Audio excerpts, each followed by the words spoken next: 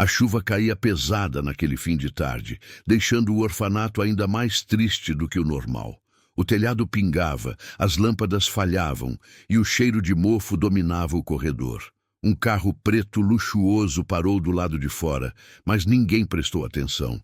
Todos estavam ocupados tentando conter o caos da tempestade. Dentro do orfanato, sentado em um banco quebrado, estava Lucas, um menino magro, de olhos grandes e tristes, segurando um carrinho feito de pedaços de madeira. Ele tinha apenas 7 anos, mas parecia carregar um mundo inteiro de dor nas costas. Os outros garotos zombavam dele por ter sido deixado ali sem explicação. Um recém-nascido abandonado na porta do lugar, sem nome, sem história e, aparentemente, sem futuro. Até que alguém entrou. A porta rangeu e Clara, uma professora simples de cabelo preso e roupas gastas, entrou com um guarda-chuva torto e um sorriso cansado. Ela tinha acabado de sair de uma jornada dupla na escola pública onde trabalhava. Recebia pouco, devia aluguel, mas mesmo assim tinha um brilho no olhar que só pessoas verdadeiramente boas carregam. A diretora, surpresa, abriu os braços. Professora Clara, voluntária em plena tempestade? Clara sorriu. Eu prometi ler histórias para as crianças hoje. Não ia faltar. E então ela ouviu. Lucas. Molhado, tremendo, com medo do mundo e ao mesmo tempo com um olhar tão profundo que parecia gritar por socorro. Clara se aproximou. Onde está sua blusa, querido? Roubaram, disse ele, olhando para os próprios pés. Não sobrou nenhuma que caiba em mim. O coração dela apertou. Venha comigo. Ela tirou o próprio casaco e vestiu no menino, mesmo ficando só com a camiseta fina no frio. A diretora observou aquilo com um olhar estranho, um olhar de quem via algo nascer ali. Sem saber o porquê, Clara perguntou, qual é o nome dele? A diretora hesitou. Lucas. Foi o nome que demos quando chegou. E a família? Ninguém procurou? Nenhuma pista, nenhum registro. É como se ele tivesse surgido do nada. Mas não havia nada de nada naquele menino. Havia dor, medo e um brilho tímido que só olhos destinados a grandes coisas têm. Clara se ajoelhou diante dele. Lucas, você está com fome? Ele balançou a cabeça devagar. Sempre. Ela o pegou pela mão. Então vamos comer alguma coisa juntos. E naquele instante, algo mudou. Um laço invisível se formou. Um laço que nenhum dos dois poderia explicar e que mudaria a vida deles para sempre. Se inscreva no canal para não perder nenhum capítulo dessa novela emocionante. Depois de alimentar Lucas com o jantar mais simples que tinha no refeitório, arroz, feijão ralo e um pedaço de pão duro, Clara sentou ao lado dele numa mesa de canto. Enquanto as outras crianças corriam, barulhentas, Lucas comia em silêncio, como se tivesse medo de que isso fosse tirado dele a qualquer momento. Você vem sempre aqui? Perguntou ele com a boca miúda. Sempre que posso, respondeu Clara. Dou aula numa escola aqui perto, conheço algumas crianças daqui e gosto de ajudar como posso. Ele a olhou com curiosidade. Você tem filhos? A pergunta a pegou desprevenida. Um flash de dor atravessou o rosto dela. Não, respondeu, tentando manter a voz firme. Ainda não. Lucas voltou a olhar para o prato. Então você deve ser rica, disse de repente. Clara quase engasgou. Rica? Ela riu, sem graça. Eu sou professora de escola pública, Lucas. Mal consigo pagar o aluguel. Tenho umas dívidas, uns empréstimos pendentes, umas contas atrasadas nas finanças. Rica é uma coisa que eu definitivamente não sou. Lucas pensou por alguns segundos. Você me deu seu casaco. Quem tem pouco e divide, para mim já é rico. Aquela frase atravessou Clara como uma flecha. Ela sorriu, mas lágrimas brilharam sem que ele percebesse. E você, Lucas? O que você quer ser quando crescer? Ele apertou o carrinho de madeira nas mãos. Não sei, mas eu queria um lugar para voltar. Um lugar que fosse meu. A diretora, observando de longe, percebeu a cena. Quando as crianças foram dormir, ela chamou Clara em sua sala. Você sabe que não pode se envolver tanto, não é? disse com suavidade. Eu sei, respondeu Clara, mas quando eu olho para ele, parece que vejo um pedido de socorro. A diretora respirou fundo. Clara, nós estamos com dificuldade aqui. Quase fechamos este ano.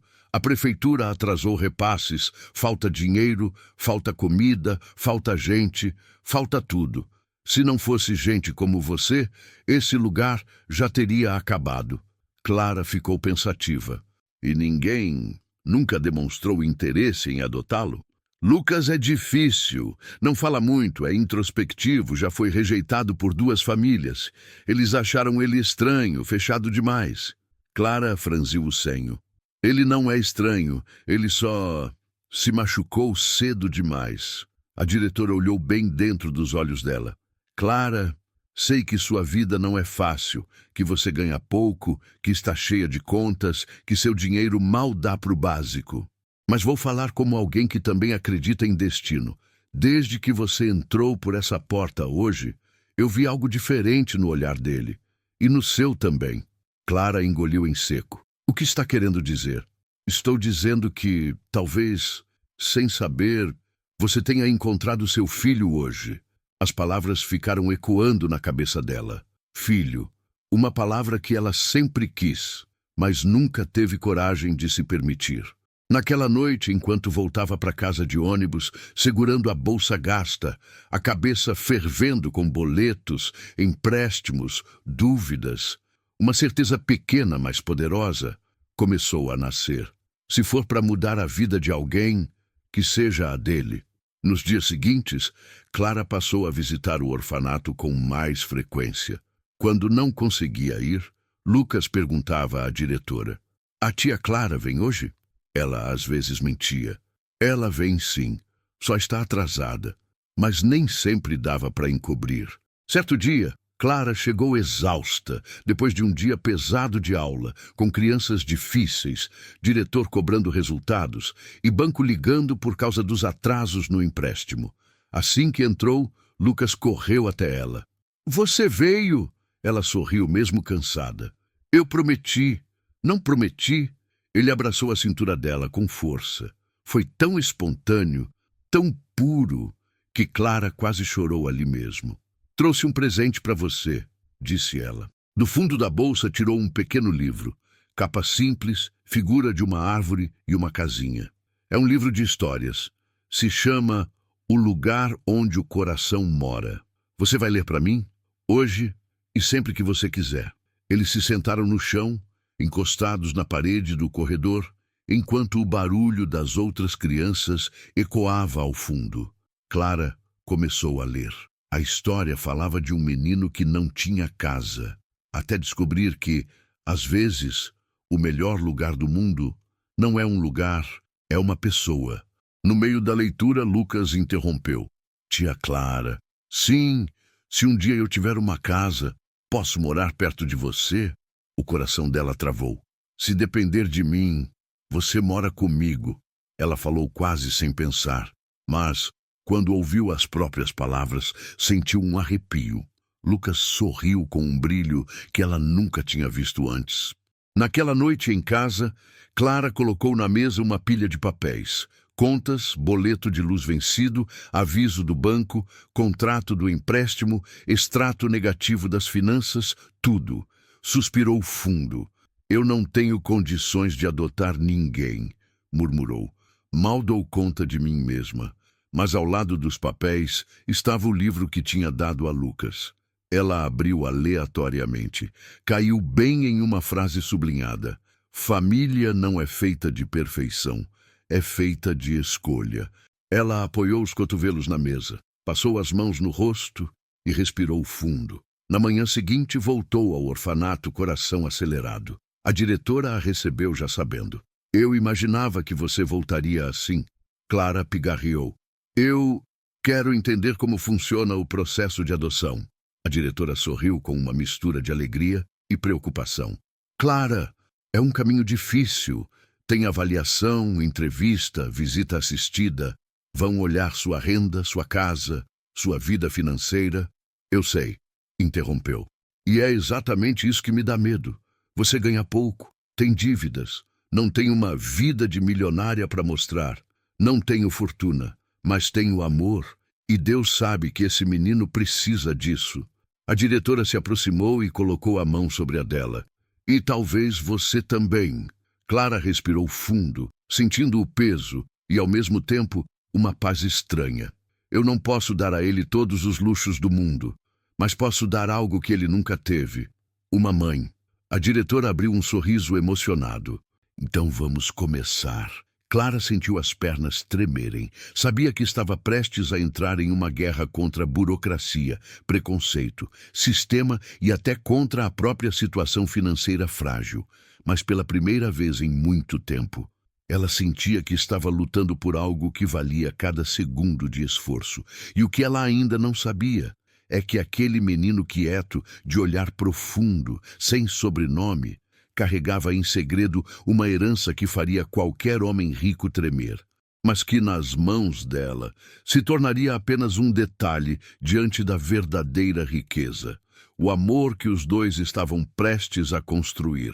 Clara chegou ao orfanato com uma pasta simples de plástico. Dentro dela, os documentos que a assistente social havia pedido: comprovante de renda, declaração da escola, extratos bancários, todos com números que faziam seu rosto queimar de vergonha. Quando entregou os papéis, a assistente social olhou cada folha com um ar profissional e frio. "Professora Clara", começou ela, ajustando os óculos. "Sua renda é baixa, muito baixa, na verdade." Clara engoliu seco. "Eu sei, mas eu consigo cuidar dele. Eu dou aula, faço alguns bicos, já me organizo com minhas finanças e eu quero muito dar uma família ao Lucas." A assistente cruzou as mãos. "A adoção não é sobre querer, é sobre poder." Clara sentiu uma facada interna. "Eu posso", repetiu, firme, apesar do coração tremendo. A assistente suspirou. "Você também tem um empréstimo ativo, contas atrasadas, gastos acima do ideal e mora em um apartamento de um quarto. A humilhação veio como um golpe. Minha casa pode não ser grande, mas é um lar." A assistente fechou a pasta. "Professora, eu entendo sua boa intenção, mas no momento não há condições financeiras mínimas para prosseguir com o processo." Foi como levar um choque. Clara ficou sem ar. "Você está negando?" "Não é uma negativa definitiva, mas é uma pausa, até sua situação melhorar." A palavra pausa soou como sentença. Clara baixou a cabeça. Uma lágrima caiu sem que ela percebesse. "A senhora sabe que ele não tem ninguém", disse num fio de voz. A assistente hesitou. "Sei, e sabe que eu já o amo." A mulher desviou o olhar. "Sinto muito, mas não posso seguir adiante." No corredor, Lucas observava escondido atrás da porta entreaberta. Ele viu o rosto dela vermelho, o olhar triste, a postura derrotada. E como toda criança que já sofreu demais, interpretou da pior forma possível, ela desistiu de mim. Quando Clara saiu, ele se escondeu em silêncio.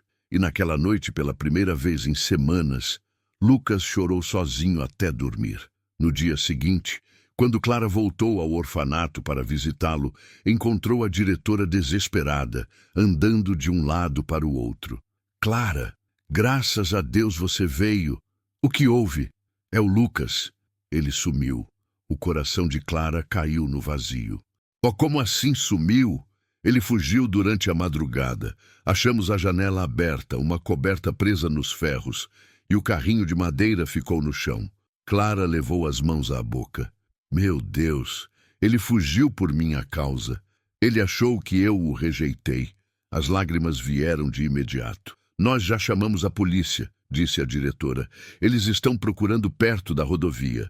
Sem pensar duas vezes, Clara saiu correndo.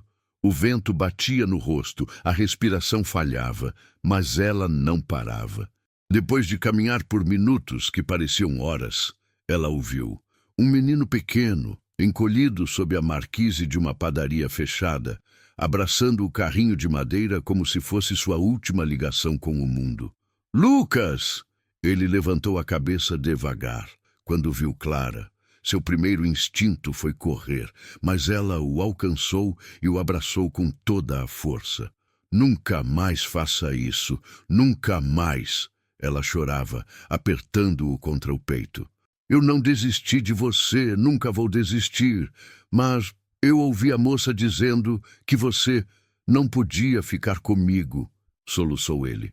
Eu não queria ser problema, não queria te deixar triste. Clara o segurou pelos ombros. Lucas, você não é problema. Você é a resposta para um espaço que eu nem sabia que existia dentro de mim. Ele a olhou com olhos muito maiores do que deveriam ser. Então, você ainda me quer? Com toda a minha alma. Ele desabou no colo dela. Foi o choro mais doloroso e mais lindo que ela já ouviu. Enquanto os dois se abraçavam, um carro preto parou do outro lado da rua. Um homem observou a cena pela janela escura, olhos fixos no menino, e murmurou: então, ele ainda está vivo. O carro arrancou sem que Clara percebesse, mas aquilo mudaria tudo, porque o homem que acabara de assistir aquele abraço era ligado diretamente ao passado que Lucas nunca soube que tinha, e ao nome que ele nunca soube carregar, um dos sobrenomes mais ricos e perigosos do país. Clara caminhava de volta ao orfanato com Lucas no colo, aliviada por tê-lo encontrado. Mas, do outro lado da cidade, o homem que os observou chegava a um prédio luxuoso, com segurança na porta e janelas espelhadas. Ao entrar, foi recebido por uma mulher elegante, de expressão dura. Encontrou alguma coisa? Ela perguntou, fria como gelo. O homem tirou os óculos. Encontrei ele. A mulher empalideceu. Tem certeza? Depois de tantos anos? Absoluta.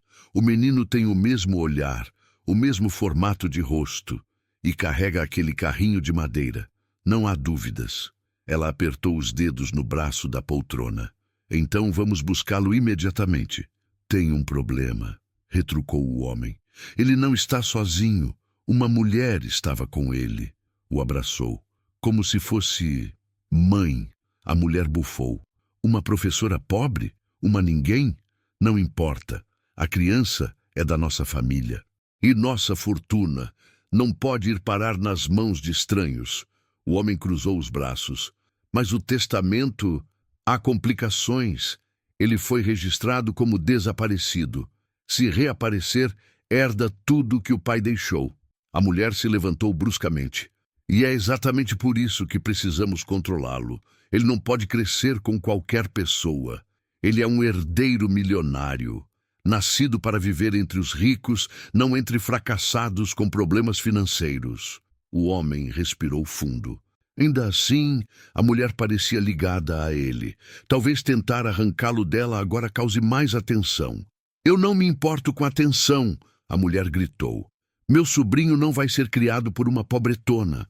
Ela caminhou em direção à janela e disse, quase sussurrando, ele deveria ter morrido junto com os pais. O homem engoliu seco. Senhora Helena, a polícia acreditou que ele tinha sumido no acidente. Talvez seja melhor deixar quieto. Ela o encarou com olhos afiados. Cala a boca. Eu quero esse menino, e você vai trazê-lo para mim. O homem, sem escolha, apenas curvou a cabeça. Sim, senhora. E assim começou a caçada. No orfanato, Clara confortava Lucas, enquanto a diretora chamava a polícia para avisar que o menino fora encontrado. Por que você fugiu, meu amor? Clara sussurrou. Porque achei que você ia me abandonar também. O coração dela apertou. Eu nunca faria isso. Mais tarde, a assistente social chegou ao orfanato segurando uma prancheta como se fosse uma arma. Então ele fugiu. Ela disse, olhando para Clara com reprovação. Foi um mal-entendido, disse Clara, colocando-se à frente de Lucas. Ele achou que eu não o queria. Crianças fugindo indicam instabilidade emocional. Isso pode complicar ainda mais o processo de adoção. Clara respirou fundo. Ele fugiu porque tem medo de ser rejeitado de novo. Isso não é culpa dele. E nem deveria ser usado contra ele. A assistente social franziu o senho. Professora, você tem um coração enorme, mas adoção não é só isso. O Sr. Lucas precisa de estabilidade. E você tem dívidas, empréstimos, renda baixa. Suas condições não são favoráveis. Clara sentiu o rosto queimar. Então só milionários podem amar? Só gente rica pode adotar? Claro que não, respondeu a assistente. Mas a realidade é que famílias com mais estrutura têm preferência. Lucas apertou a mão de Clara com força. Eu posso ajudar, disse ele de repente. Eu faço coisas, eu trabalho, eu posso te dar dinheiro. A assistente social deu uma risada debochada. Ah, meu querido, você não entende. É assim que o mundo funciona. Clara explodiu. Não! O mundo funciona porque pessoas que não têm nada decidem amar assim mesmo. O silêncio tomou conta da sala. A assistente respirou fundo.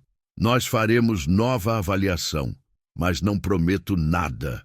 Quando ela saiu, Clara caiu de joelhos e abraçou Lucas. Você merece uma família, mesmo que eu precise lutar contra o mundo inteiro. Ele a abraçou de volta, pequeno e frágil como um passarinho. Eu só quero você. Ela fechou os olhos, sentindo algo que nunca sentira antes. Ela não estava apenas salvando o menino, ele estava salvando ela. Mas no corredor, a diretora observava a cena com um olhar preocupado. Clara, ela chamou.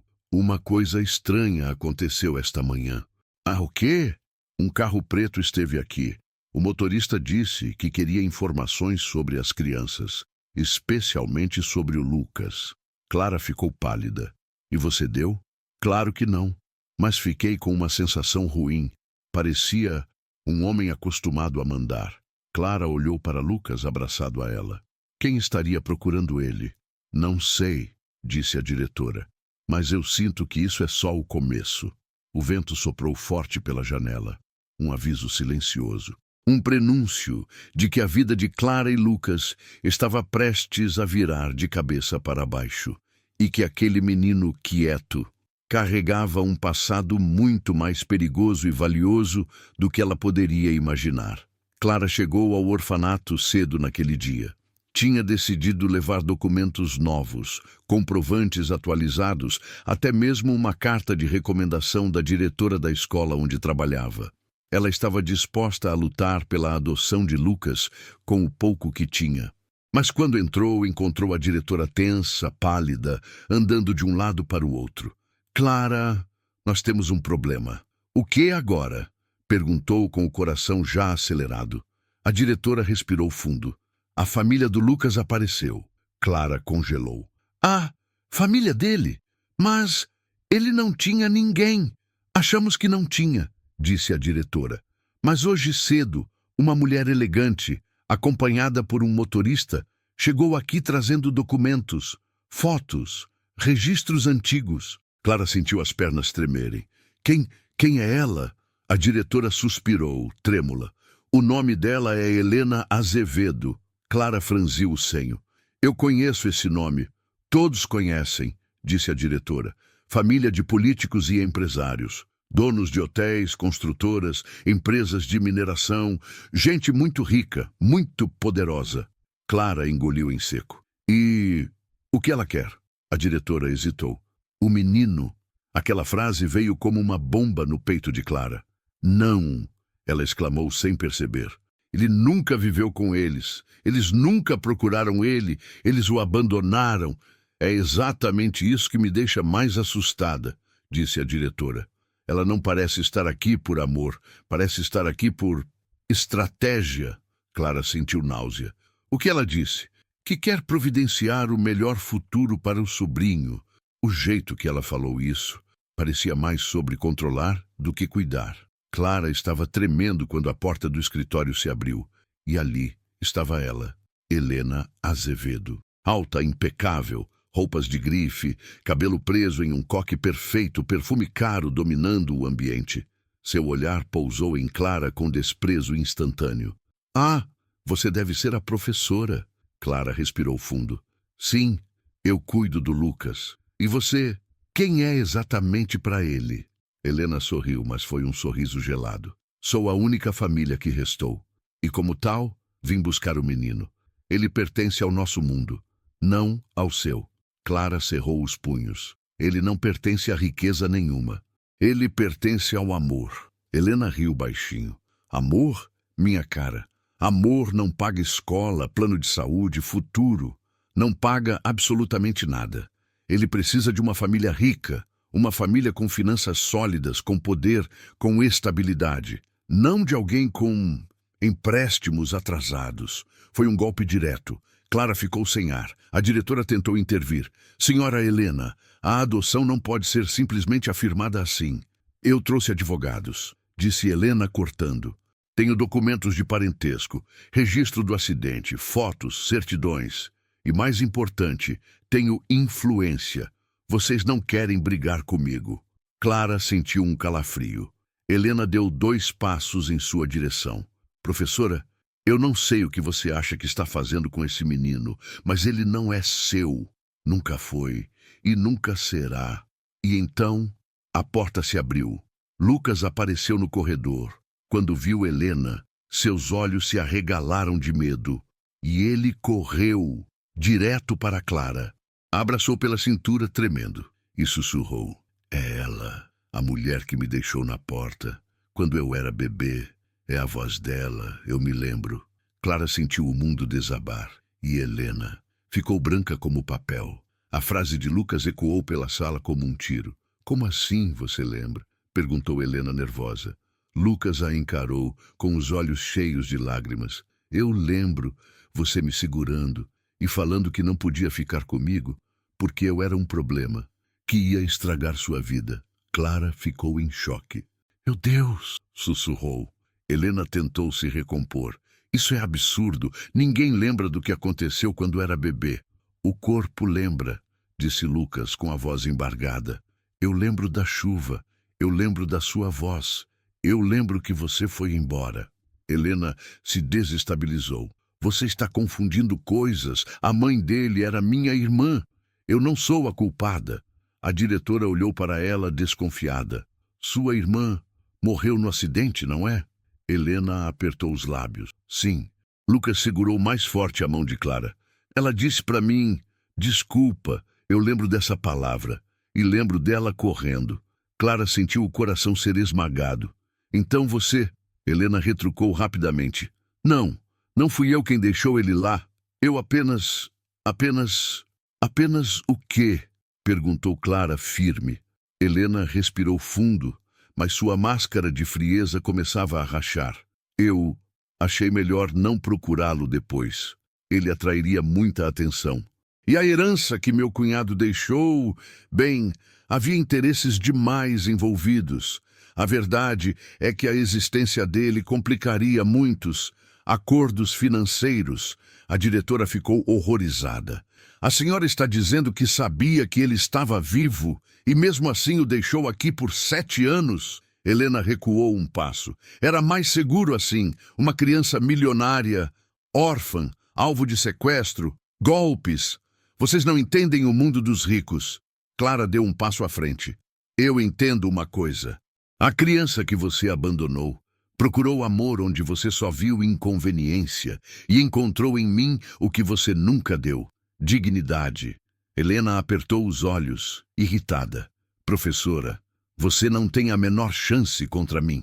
Eu tenho advogados, dinheiro, influência. Você tem... o quê? Sentimentos? Clara se ajoelhou diante de Lucas. Tenho ele, e se ele quiser, eu vou até o inferno para protegê-lo. Lucas a abraçou como se sua vida dependesse daquilo. E então disse, eu quero ficar com a tia Clara. Ela é minha mãe. A sala congelou. A diretora engoliu em seco. Helena ficou sem fala. E Clara chorou, porque sabia que aquela frase, vinda de um menino tão machucado, era mais valiosa do que qualquer fortuna do mundo. Mas também sabia. A guerra estava só começando, e a família milionária não desistiria tão fácil. No dia seguinte, antes mesmo de Clara acordar, alguém bateu na porta dela com força. Toque, toque, toque. Ela abriu, ainda com os olhos inchados da noite mal dormida. Um oficial de justiça estava parado ali, segurando um envelope. Professora Clara Alves, sou eu. Estou aqui para entregar uma notificação judicial referente ao menor Lucas Azevedo. Clara sentiu o estômago afundar. Ela pegou o envelope com mãos trêmulas. Quando o oficial foi embora, ela rasgou o lacre depressa. Era pior do que imaginava. A notificação dizia, em letras duras e frias, a família biológica do menor reivindica a guarda imediata. A senhora está proibida de manter contato com o menor até nova decisão judicial. O papel escorregou de sua mão. Não, isso não pode estar acontecendo. Ela tentou respirar, mas o ar não vinha. As mãos tremiam. O mundo parecia rodar. Eles querem tirar ele de mim, murmurou. Naquele momento, o celular dela vibrou. Era a diretora do orfanato. Clara, venha o mais rápido que puder. Precisamos conversar pessoalmente. Ela saiu correndo. Quando chegou ao orfanato, encontrou a diretora em prantos. Clara, a advogada da família Azevedo esteve aqui. Não só querem tomar a guarda dele, como querem fazer isso hoje. Clara quase caiu de joelhos. Eles não podem. Eu sou a única pessoa que ele confia. Ele teve um ataque de pânico ontem, você viu. Ele não pode simplesmente ser arrancado assim. A diretora a abraçou. Eu sei, minha querida, eu sei. Mas eles são poderosos, são ricos, têm influência. Eles estão dizendo que você não tem condições, que sua vida financeira é instável, que você não tem estrutura. Eu tenho amor, Clara gritou desesperada. Amor é mais importante que dinheiro. Mas não para o tribunal, disse a diretora, com tristeza profunda. De repente, a porta se abriu com força. Lucas entrou correndo, ofegante, segurando um desenho na mão. Tia Clara. Ele veio direto para ela. Fiz um desenho para você. Era um desenho simples, feito com lápis de cor. Clara e Lucas, de mãos dadas, com um coração enorme acima deles. Clara desabou em lágrimas. Meu amor! Eles estão tentando te tirar de mim. Lucas gelou. Mas eu não quero ir com eles, não quero ir com aquela mulher. Eu quero ficar com você. Clara o abraçou com todas as forças do mundo. Então, a advogada da família Azevedo apareceu na porta. Professora Clara, por favor, solte a criança. Clara se virou com os olhos em chamas. Eu não vou soltar meu filho. A advogada franziu o senho. Ele não é seu filho. E então, a voz de Lucas cortou o ar como um trovão. Sou sim. Ela é minha mãe. O silêncio que veio depois parecia eterno. Mas apesar daquela força emocional, Clara sabia que aquilo não seria suficiente. A família rica estava movendo montanhas. E ela estava lutando, com as mãos nuas. Quando Clara pensou que nada poderia piorar, a diretora chamou ela e a advogada para uma conversa reservada. Precisamos falar sobre o passado do Lucas, disse a diretora. Há algo que vocês não viram ainda. Ela abriu uma gaveta antiga e tirou um envelope amarelado. Isso chegou aqui há anos. Um senhor deixou e disse que um dia seria importante. Era sobre um bebê deixado na porta do orfanato após a morte dos pais. Clara ficou imóvel. Abra, disse a diretora. Dentro havia uma foto de um casal, um documento rasgado e um papel dobrado muitas vezes, com uma letra apressada. Clara leu. Se algo acontecer comigo, minha esposa e meu filho, meu herdeiro legítimo, é o menor L.A. Alves Azevedo. Toda a minha fortuna e meus bens devem ser destinados exclusivamente ao bem-estar dele. Assinado Eduardo Azevedo, presidente do Grupo Azevedo Holdings. Clara arregalou os olhos. Azevedo Holdings? Isso vale bilhões. A diretora assentiu. O pai de Lucas não era apenas rico, era dono de uma das maiores fortunas do país. A advogada da família ficou pálida. Isso muda tudo. A herança dele é gigantesca. Mas, se descobrirem esse testamento, outras famílias poderosas podem tentar reivindicar. O conselho, os investidores, os sócios, os primos. Isso pode virar uma guerra. Clara abraçou Lucas contra o peito. Eu não me importo com dinheiro, com fortuna, com empresas, com nada disso. Quero apenas protegê-lo. A diretora colocou uma mão no ombro dela. Clara, você não está entendendo. Se esse documento for verificado, Lucas deixa de ser apenas um menino órfão. Ele se torna um alvo, a advogada completou nervosa. E a família Azevedo jamais permitirá que um herdeiro desse tamanho seja criado por uma professora pobre. Eles vão usar tudo, absolutamente tudo, para tirá-lo de você. Clara fechou os olhos, segurando Lucas com mais força. Então eu vou usar tudo o que tenho também. E o que você tem?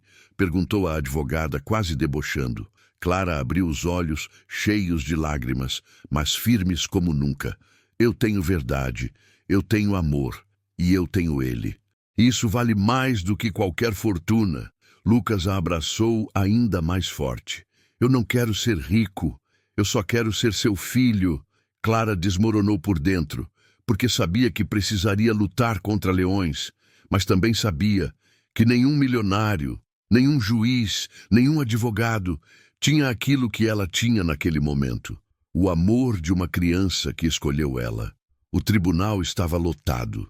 Repórteres, advogados, curiosos, todos queriam saber o desfecho do caso que já tinha virado notícia nacional. Professorinha pobre disputa a guarda de herdeiro bilionário com uma das famílias mais ricas do país. Clara sentou-se no banco destinado à parte ré, como se ela fosse a criminosa. Seu coração batia tão forte que parecia que iria saltar do peito. Lucas, por ordem judicial, estava do outro lado da sala, sentado entre dois agentes da vara da infância. Ele não podia tocar Clara, não podia falar com ela, nem sequer olhar por muito tempo, mas seus olhos procuravam os dela o tempo todo.